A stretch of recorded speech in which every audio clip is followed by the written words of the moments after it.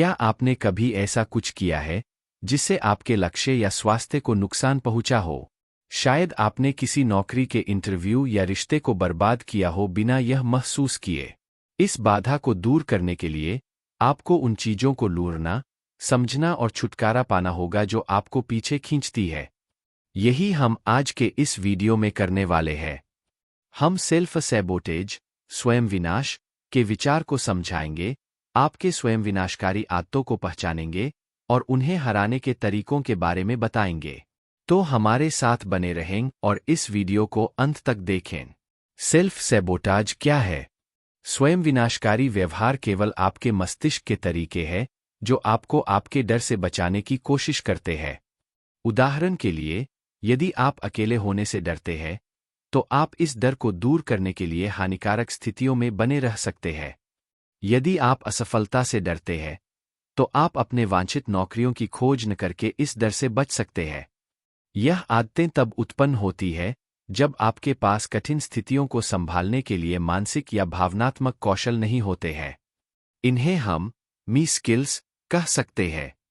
उदाहरण के लिए, अगर आपके पास अपनी भावनात्मक आवश्यकताओं को पूरा करने के लिए मी स्किल्स नहीं है, तो आप अकेले होने से डर सकते हैं। यदि आपके पास आत्मविश्वास की कमी है, तो आप असफल होने की चिंता कर सकते हैं।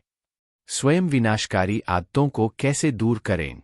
हम 2 चरणों को देखेंगे। आपके स्वयं विनाशकारी आदतों और उनसे उत्पन्न मी की कमजोरियों की पहचान करना, अपने मी स्किल्स को सुधारना, अपने जीवन का उद्देश्य और अपने आदर्श स्वयं को खोजने और इन लक्ष्यों को प्राप्त करने के लिए कदम उठाना। अब इन 2 चरणों को विस्तार से समझाते हैं। चरण 1, अपने स्वयं विनाशकारी व्यवहार और उनके कारणों का पता लगाएं। आप यह जान सकते हैं कि आप स्वयं विनाशकारी हैं या नहीं, यह सोचकर कि आपके जीवन में ऐसी कौन सी चीजें हैं जो आपको पसंद नहीं है और जिन्हें आप बदलना चाहते हैं। फिर उन चीजों की एक सूची बनाएं जो आपको इन परिवर्तनों को करने से रोकती है। इन्हें ही आपकी स्वयं विनाशकारी आदतें कहेंगे। उदाहरण के लिए, मान लीजिए कि आपको अपनी नौकरी पसंद नहीं है और आप लेखक बनना चाहते हैं, लेकिन आप इसे शुरू करने के लिए कोई कदम नहीं उठा रहे हैं। यह एक स्वयं विनाशकारी व्यवहार है जिसे हम प्रोक्रास्टिनेशन कहते हैं। यह प्रक्रिया आपके सभी स्वयं विनाशकारी तरीकों को प्रकट नहीं कर सकती है, इसलिए आपको यह भी सोचना चाहिए कि क्या निम्नलिखित चीजें अक्सर आपके साथ होती है। आपके पास अपने लक्ष्यों को प्राप्त करने या अपने रिश्तों की देखभाल करने का कोई ड्राइव नहीं है। आपके रिश्ते ऐसे लोगों के साथ हैं जो आपको बुरा महसूस कराते हैं। आप दूसरों या समाज को यह बताने देते हैं कि आपको क्या करना है और अपने लक्ष्यों को कैसे प्राप्त करना है। आप अक्सर नए लोगों से नहीं मिलते, नई चीजें नहीं सीखते या नए अनुभव नहीं प्राप्त करते। चरण 2, अपने मानसिक और भावनात्मक कौशल में सुधार करें।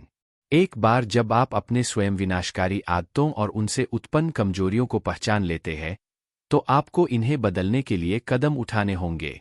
क्रिया 1, अपनी आंतरिक आवाज सुनें और अपने डर को छोड़ दें। आप अपनी आंतरिक आवाज को सुनकर और अपने डर से अलग करके स्वयं विनाशकारी आदतों को रोक सकते हैं। क्रिया 2, अपनी भावनाओं को समझें और उनसे निपटें। सही ढंग से समझने के लिए पहला कदम यह है कि आप अपनी भावनाओं को स्वीकार करें और उन्हें महसूस करने दें।